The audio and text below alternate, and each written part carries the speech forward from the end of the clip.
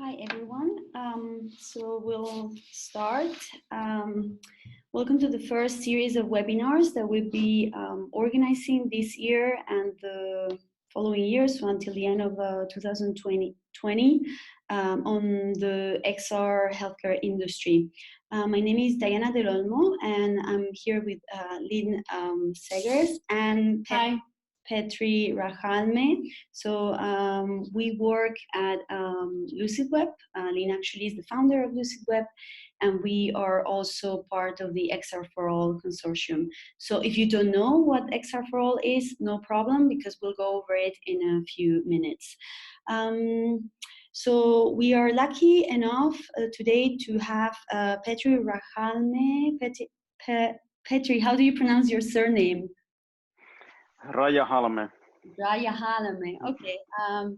Petri is managing director of Nordic XR Startups, and he will provide a pretty unique insight into the healthcare XR industry from an investor's perspective. So the way this hour is going to be organized is the following. XR4ALL, us, will present for the first 20 minutes XR4ALL and the insights of a report we produced over the summer. Then Petri will take over for the next 20 minutes, and he will present what they do at XR Nordic Startups. And then we'll open for Q&A and a discussion. So please let us know if you want to focus on anything in particular. Let's start.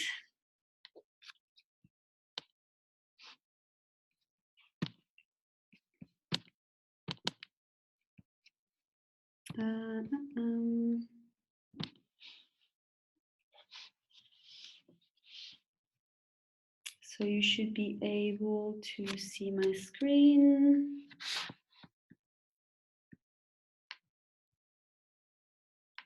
No.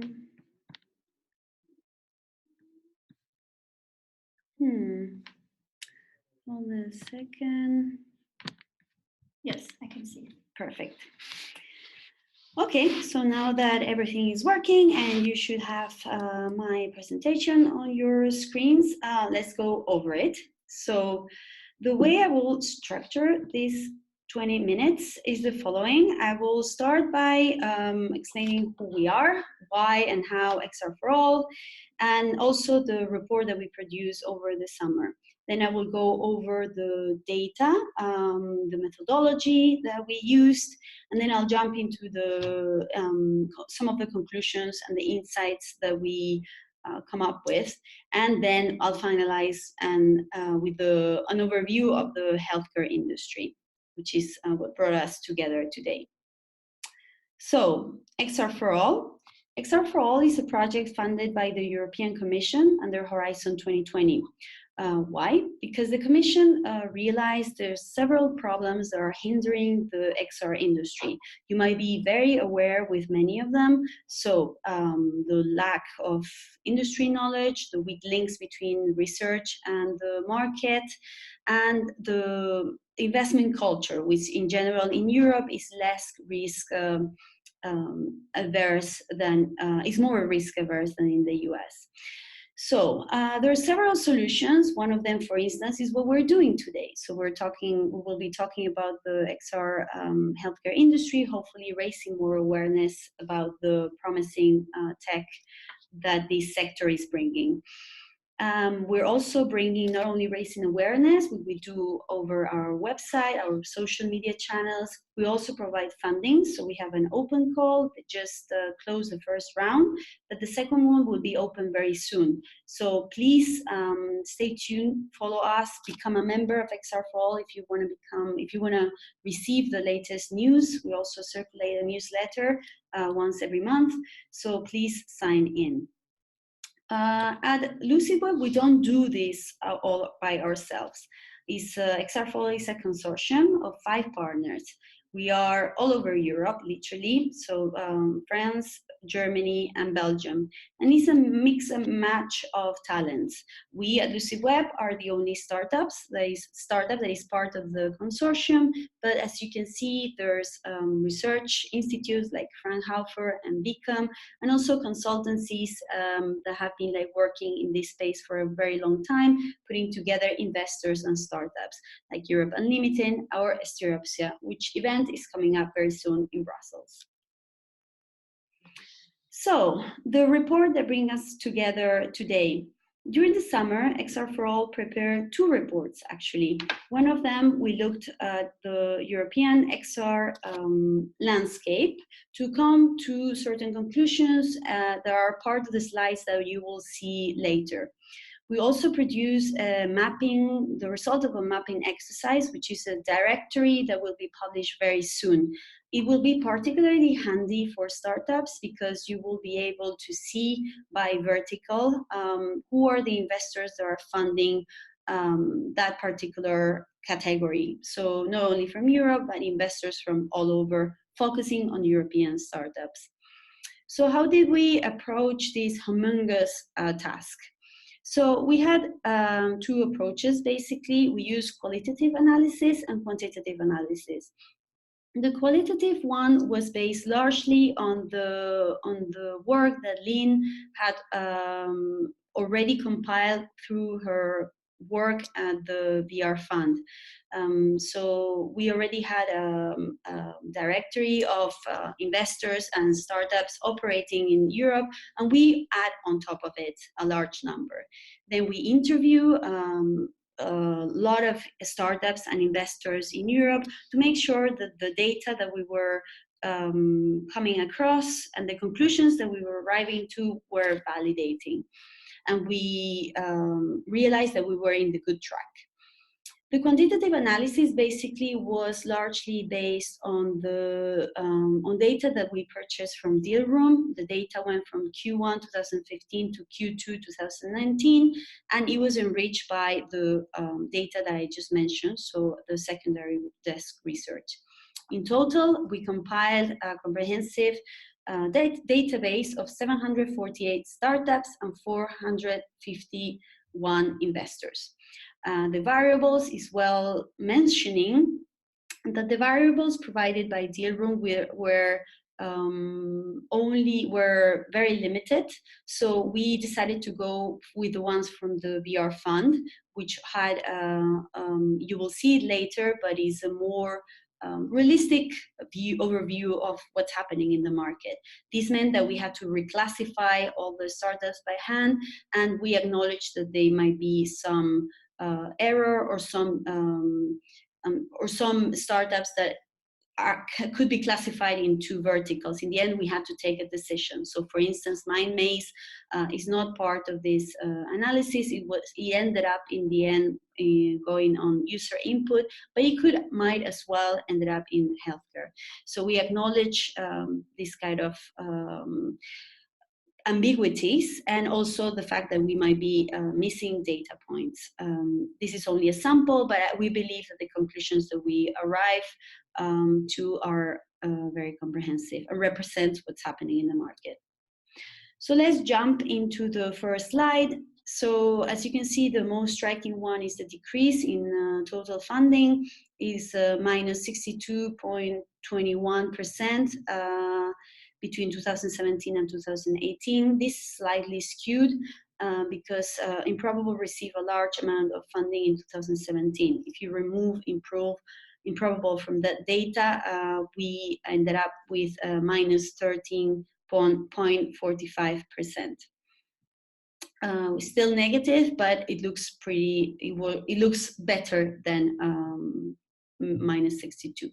So if you look at the top funding rounds, there are a lot of startups that might be very familiar to you. Improbable, MindMaze, Ultraptex.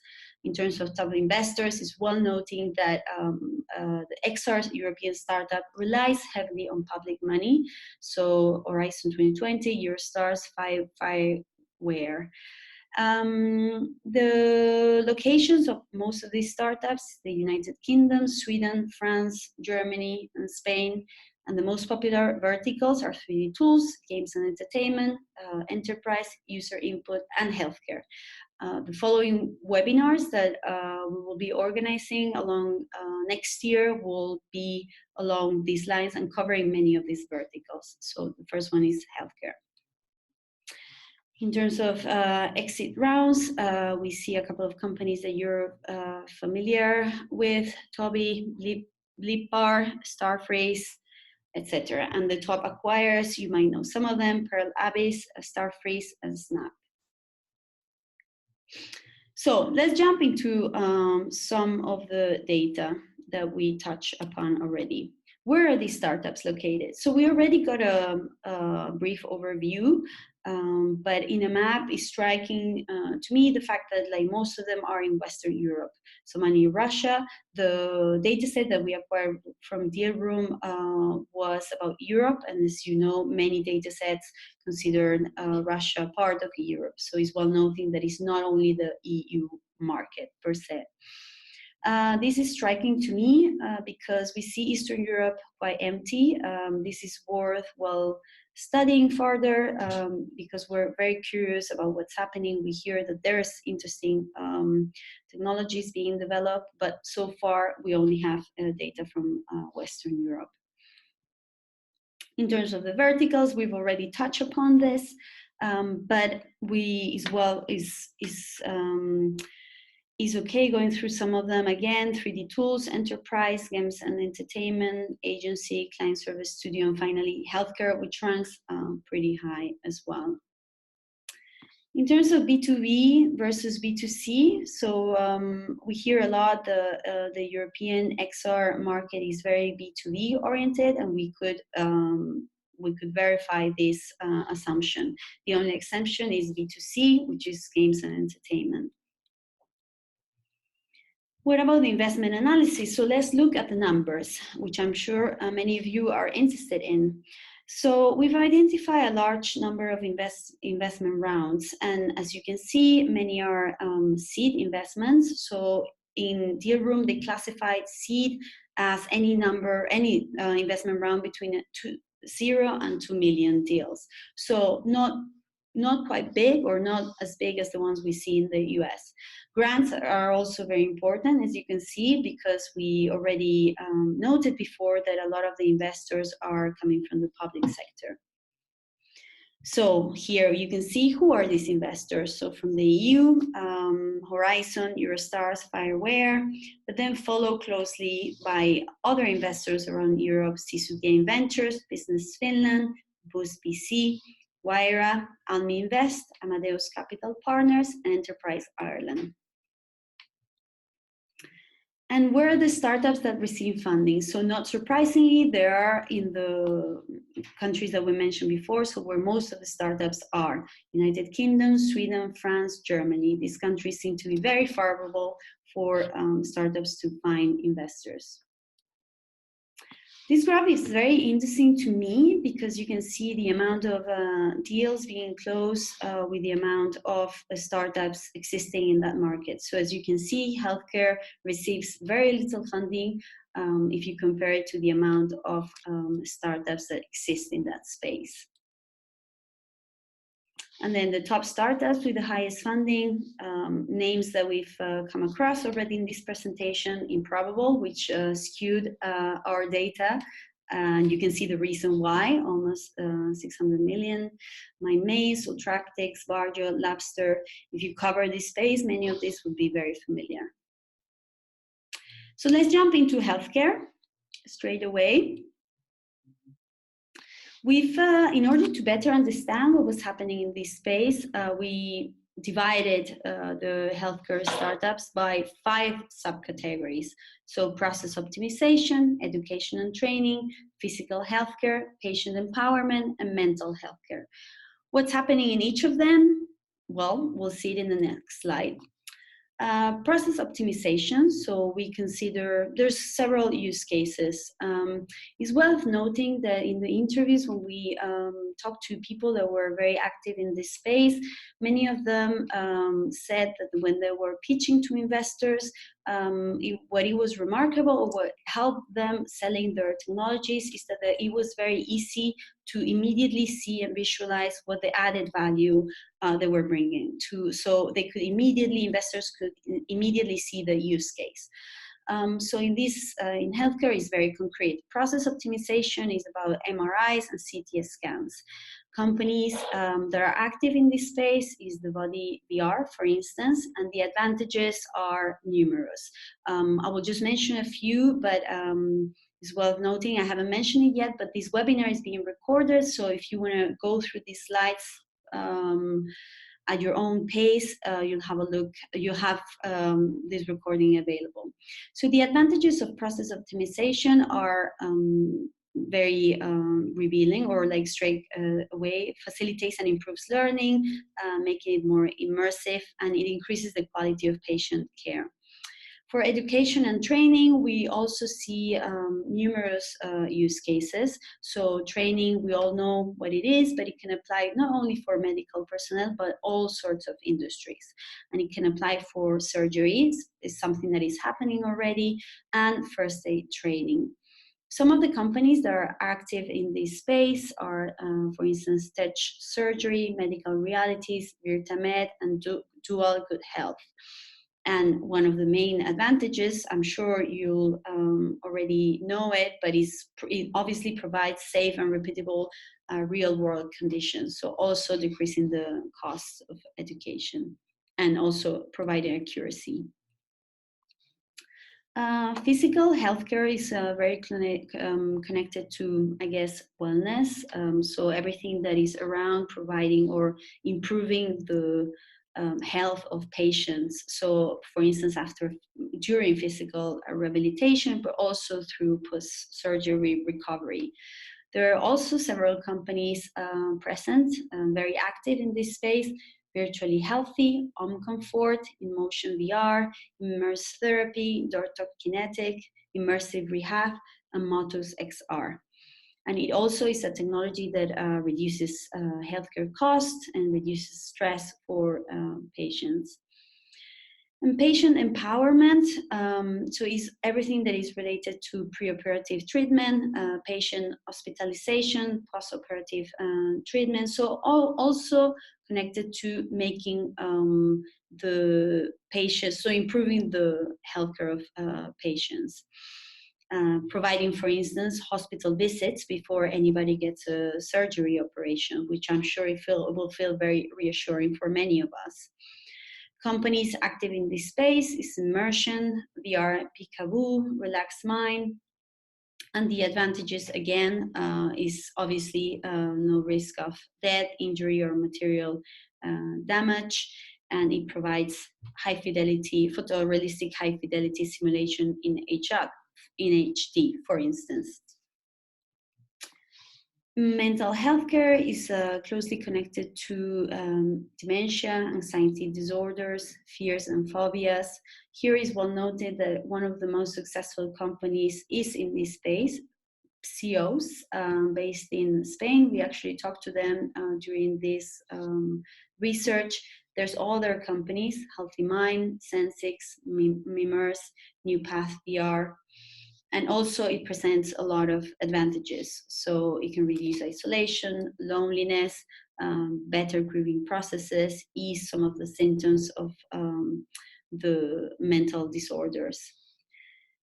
So if we look at the amount of startups present in each subvertical, we see that the physical healthcare one is the most popular one, followed by education and patient empowerment. Also, the location of these startups is mostly Western Europe. And the way they get funding is very similar to what we saw in the main analysis. So it's through grants and seeds. This is a space that is also being funded by Horizon 2020 and Eurostars. As we can see again, public funding is very important. And the location of the startups that receive funding is also mostly Western Europe. So countries that we've mentioned already: Netherlands, Spain, Sweden, United Kingdom. So here are some of the top startups in terms of funding: SciUS, which we already mentioned, CineDis, Oxford VR, Fundamental VR, Revelio, Mimers, Dr. Kinetic, and Adesant. And that's all on our side. Please register to our website. You'll have access, obviously, to this recording and the mapping that I mentioned before, and many other advantages. But we would love to see you there. So, Petri, if you want to go ahead, we would love to hear your presentation. Yes, thank you, Diana. So here we go. Can you see my screen? Yes. Very good. So hi everyone, my name is Petri. I run Nordic XR Startups. We're based here in Helsinki. And I'll just give you a brief overview shortly before I dig deeper into the healthcare sector, who we are, what we do. So we are an early stage investor and accelerator. We invest in XR companies here in the Nordics. We are a joint venture between Nordic Film, part of Egmont Group in Denmark, and Gumi, which is a listed Japanese gaming company. We have been operating for almost 3 years now. The first 2 years we did batches, so we were more in the accelerator mode. But for this year, we shifted our operating model a little bit, whereas now we're taking ongoing applications and we're doing ongoing investments into the company. We've had a pretty good view on what's going on in the Nordics during these last years. We have 12 companies in our portfolio. We've been relatively successful in helping them secure follow-up financing, and we even have one IPO in Sweden. So basically what we do is we try to go in early into the companies. Our financial investment is relatively small. It's up to 100K per company. But then we really try to add value to the company. We work very intensely with them for around 6 months, helping them develop their product, go-to-market strategy. We have over 40 mentors all around the world who are there to support them, to give them access to their knowledge on development or go-to-market or fundraising. We have a very good list of partners in our network.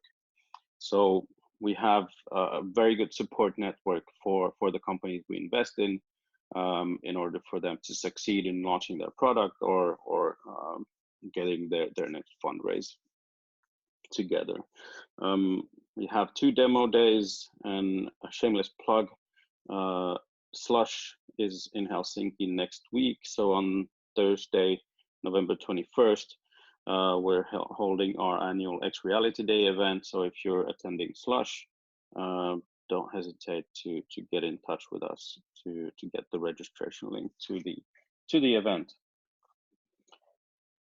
So if we move on to the actual topic today. So if we look at what's been going on for the past 3 years in this scene, obviously everything started out pretty much in media and entertainment, and we see it in our portfolio as well. There's an overweight in gaming companies in the first 2 years. But since then, it's the shift, as was noted before, the shift has been moving towards more B2B applications. And we have seen a lot of interest in the healthcare sector within the last 6 months, I would say. So Diana already talked about it a little bit, but why would you use XR in the healthcare sector? So there are obvious benefits and obvious trends that we could identify. Like in general, XR, not just talking about healthcare, but in general, XR has proven benefits in learning. So the learning and development scheme, training and simulation is an obvious source for B2B concepts. It has been shown in research that people are more focused and learn more efficiently whilst fully immersed in VR. Also, one kind of like common subject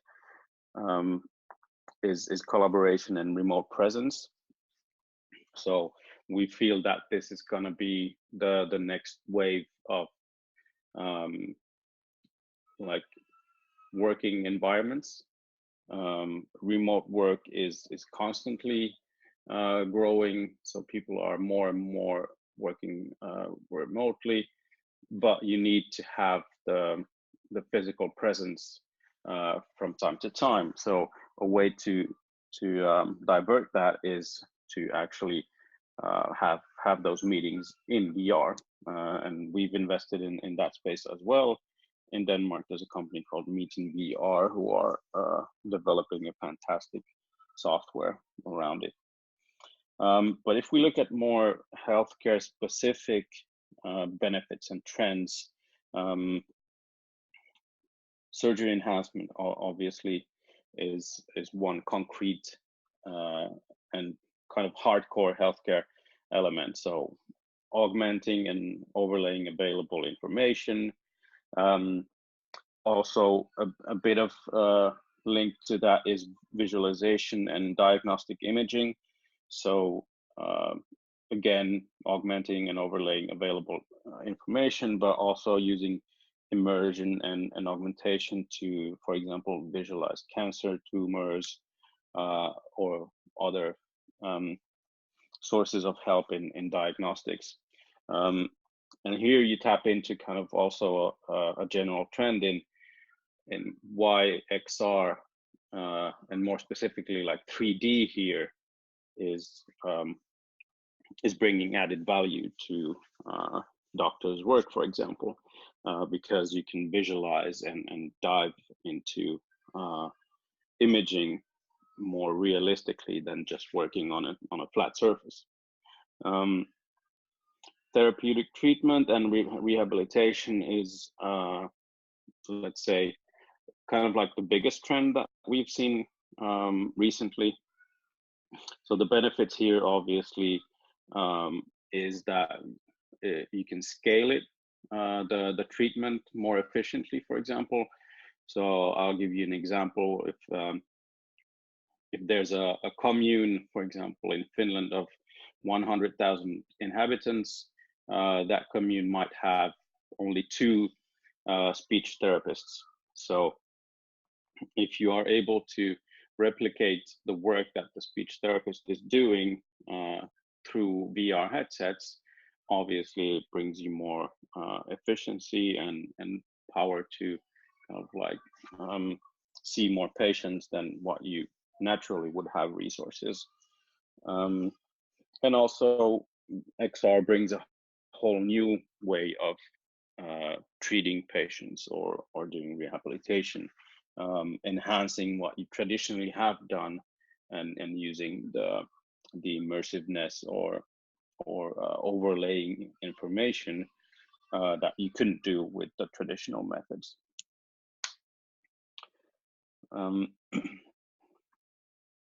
And I can give you some examples later on of what use cases we've seen if we still have some time. So we've done 3 investments into this space during the last 3 years. Two that are really healthcare and one which is kind of like borderline. So the first one we've done is Osgenic, who are a Finnish company, and their mission is to make surgery safer for patients and surgeons. So the basic premise here is easy. If you are a surgeon, you basically can only train on cadavers, and you can't do that very often. So you have a lack of training for a lot of surgeons. And here, Ausgenic is one of the companies who is trying to tackle this, and basically giving through a combination of hardware, which is obviously a VR headset, and then a haptic scalpel that is off the shelf, so they're not developing it, and a combination of their proprietary software and animations where you can really train different scenarios in VR. And their kind of angle is concentrating on soft tissue instead of implants, as a lot of the other companies are doing. And also they are collaborating with Vario. Vario is a headset maker who make human eye resolution headsets. So if you can operate and train in human eye resolution, it obviously brings another added level of detail to what you are actually trying to do. Notable companies are Fundamental Surgery, Fundamental VR, who were mentioned already, and they actually just last month, I think, raised 5 million. So they're pretty well stocked now to go to market. There's, for example, also VR, who were an Oculus Quest launch partner this autumn, and Orama VR. There are quite a lot of these companies who are working on this solution, and again, like different angles to attack what you are actually doing. So we went in with a convertible loan, and they've raised together with us around 1 million in their pre-seed round. Then another company that was mentioned, Mimers, is a Swedish company that is pioneering evidence-based virtual reality treatment. So what their vision is to kind of be a virtual pharmacy. So they're developing different modules to help people with their various, usually issues linked with mental health or mental capacity. And they've done extensive clinical trials with university hospitals in Sweden, and they have extensive research results which show the efficacy of VR compared to treatments in real life. So, for example, they started out with arachnophobia treatment, and the results were really, really good with the traditional methods of treating it versus treating it in VR. So they have so far developed Calm Place, which is more of a meditation module, than Speaking Place, which is fear of public speaking, and Distraction Place, which is pain distraction. And as was noted, there are several other companies who are doing a little bit the same: XR Health, Sias, Applied VR. So there's been quite a lot of money going into this sector. And so in this round, we did a co-investment with Almi Invest. So this is a company that's targeting scaling up their B2B solutions, which they are selling now in Sweden, and looking to scale it in the other Nordic countries as well. So really interesting company. Looking forward to seeing what they are able to do. A little bit kind of, it's not off topic, but more in the wellness sector, is our latest addition to our family. Flow VR is an Icelandic company who are really concentrating only on meditation. But they are targeting the corporate wellness and health angle. So they want to bring the benefits of meditation to the corporate culture. And one would ask, like, what does VR bring into meditation? Well, firsthand, I've seen how you can really immerse yourself in a VR meditation when you have a huge hassle going around you, but you're really able to focus and kind of like detach from the real world and just involve yourself in the scenery that you are looking at. This is a hugely competitive market, obviously, with the non-VR companies, Calm and Headspace dominating the headlines, and they've done kind of like their testing of VR experiences, but it's been shown that it's not that easy to just do a VR application of your mobile meditation app. So Floor are quite good positioned in scaling up their solution. So those are the three that we've done so far, and I'm pretty sure that we're going to see more in the future as well. We have some interesting discussions going on right now. So if we look at the challenges, like from an investor's point of view, the sales process and sales cycles are pretty much one of the biggest challenges that companies are facing. So this kind of like leads to the question that you have to really take care of what the team composition is and what the team looks like. When you're selling to hospitals, the sales cycles are extremely long. When you're selling to hospitals, you have maybe 6 different stakeholders who are involved in the decision-making process. So you need to have the HR on board, you have to have the head doctor on board, you have to have the head nurse on board, etc. So you really need to find someone who can master that process and know that process. In Osgenic's case, for example, we were pretty comforted by the fact that the CEO is actually a trained physician. So he's a doctor and he knows the processes, he knows the people around, so he knows who to talk to.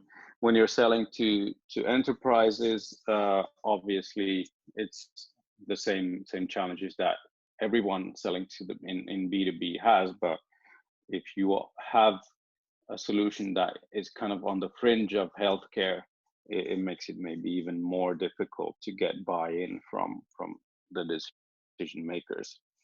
Then obviously in VR, everybody still has hardware dependency. So even though you would be selling just like developing software, you practically have to sell hardware also. And on that note, you also have to be careful of the choices that you make with regards to hardware. Like, do you actually need 6 degrees of freedom, or can you operate with tethered headsets? Does a standalone headset actually offer the required resolution, or do you need a tethered headset? So those are all questions that you need to take into consideration. So just to kind of summarize this, what you need is patience, and that usually if you need patience, that requires also some money. So you need to take care that be aware that the companies have enough runway and then don't run out of cash right away. As I said, team composition is extremely critical, even more critical than it usually is, in my opinion, because you need subject matter expertise also.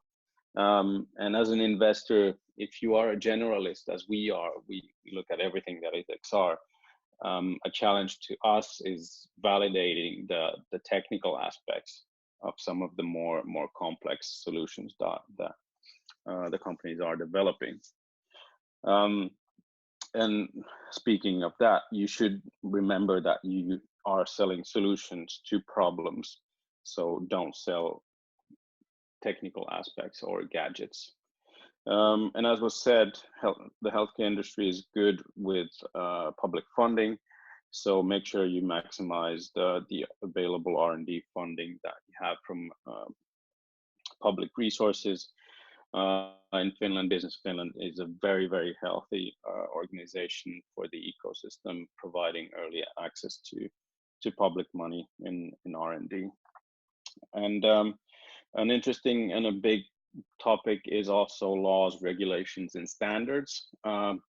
So on one hand, you need to be careful when you are developing something that you really are aware if you need some kind of a CE certificate, or if you need FDA certification or whatever, which brings a whole nother layer of administration and patience into the mix.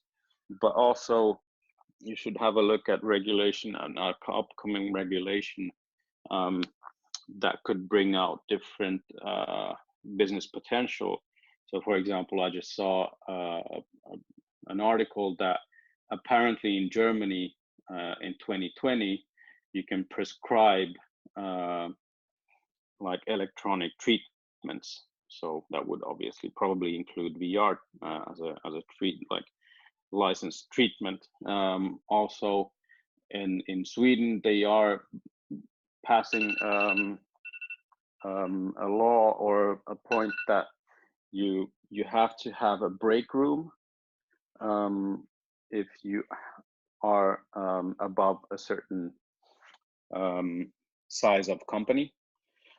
So again, that offers for you a way into the company, because if you are selling a treatment or a meditation app, they already have to be prepared for it. And lastly, just to mention, like Osgenic sold to a Finnish hospital, and they have made the VR surgery app mandatory for all of their training surgeons.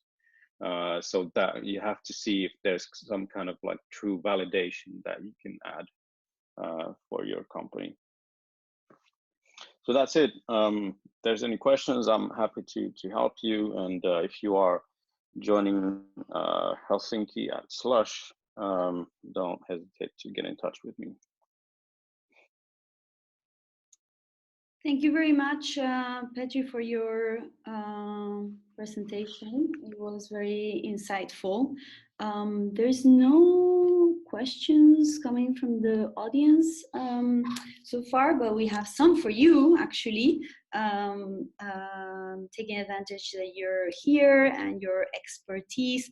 So we were wondering, we've been talking all day about this, and so given your current pipeline, do you see already a trend where AR is already taking VR or over in healthcare startups, or taking over a particular vertical? Can you maybe talk about some examples?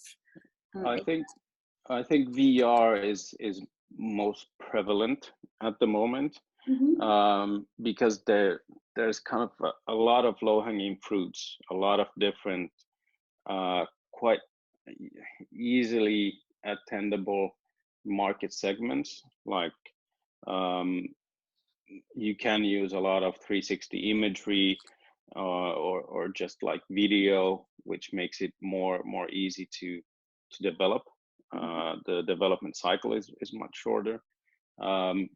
I don't think it's that efficient when it comes to the actual end result, but you can do it more easily. So that offers you a lot of options to do very quickly, like distraction tests, like if you use video to a child who would be having a needle or a blood test, like how do you get the child distracted? If you have phobia towards dental, not surgery, but dental care, how do you kind of like distract the people from that? So there's a lot of easy things that you can test out and test the markets, like is there some traction there. When it comes to AR, so far what I've seen is the more complex, like really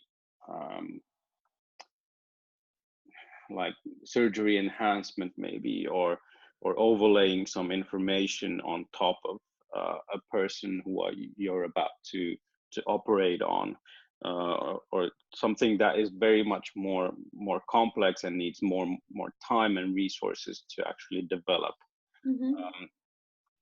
And because an issue is always the hardware, so there is much more offering on the VR headset side. It's much more accessible. On the AR side, you only have like basically the HoloLens, maybe the Magic Leap, which you can develop on. So that's still a huge bottleneck for AR. I think we'll probably see more and more quick fixes on the AR side as well. So mobile AR apps. So that might be a thing of the near future, that more and more ideas are coming out with mobile AR as well. Thank you. Thank you for your answer. We were also wondering in terms of this disparity, geographical disparity of XR healthcare startups, but also XR startups of Western versus Eastern Europe, and the gap that we see persistently in all the maps. I was wondering whether there's something there that you can talk about, like XR in Eastern Europe. I know that technically they're well known for the developers, but I don't know in terms of the technology, if maybe the data is correct, maybe there's nothing happening, but maybe first determination, do you consider Finland as Eastern Europe? Good question. Good question. Not really. No, but yeah, I consider ourselves like more of the classify ourselves under Western Europe. Yeah. Eastern Europe is a very, very interesting market when it comes to technical, like really high, deep tech talent. So there's a lot of good universities which have a history of developing truly talented engineers. I don't know the market that well, but as far as I know, they have problems with access to early stage funding. Okay. So that might be a reason why we don't hear that much about them. But it's definitely a market that is very interesting for us as well, and which we probably will be looking at more in the future.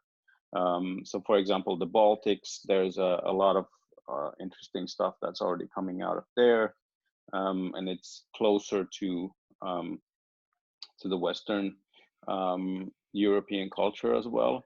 And there's a lot that can be done with and probably, I mean, statistics wise, it's also maybe harder to get that statistics, that data on all of the companies. It might not be as easily available as we tend to have in Western Europe. Yeah. But definitely an interesting market. Cool. And one of the insights that we got talking to some of the startups is that I mentioned it during my presentation, but that many of the healthcare XR startups were able to get funding because healthcare is very visual. I guess like people are immediately see the user case, but also is because it can be branded easily as like tech for good. So if the investors see the added value or the good for society, and some of them actually manage to get funding through certain programs or certain grants that were multi-categories, multi-verticals. So do you as XR Nordics offer something similar? Is this something that you look at, like tech for good in the investments that you do? Well, as I mentioned, we're a generalist, so we look at everything that has to do with XR. But obviously, you feel like a better human being when you invest in something that could make this world a better place to live in, a safer place to live in, or whatever it is. But I mean, to what you mentioned, it's kind of a double-edged sword, also, because when you are a health tech software developer, hardware developer, whatever, it also limits you in who could your potential investor actually be, because investors tend to invest in things that they understand. And if it's an IT SaaS investor, they'll probably not invest in your healthcare company, even though it would make sense, because they don't necessarily feel comfortable with the sector. They don't have they don't feel that they have the required knowledge of that market, etc. So yes, it's easier maybe to brand, but on the other hand, it might be harder to raise also like the private money, because it limits the potential number of investors that you can talk to. But luckily, we have very good public funding all around Europe, which supports kind of like the early stage R&D phase of the healthcare companies. Okay. I think we're running out of time. I think I wanted to thank you all for being here. A reminder that we will be organizing more of this on different verticals. And if you're not yet registered in XR4ALL, please visit that website, xr4all.eu, and register. It takes 5 minutes, and we'll keep you posted on the different webinars, upcoming webinars. Thank you, Pete, and thank you, Lynn. And I'll Thank you. talk to you soon then. Thank you. Bye. Bye.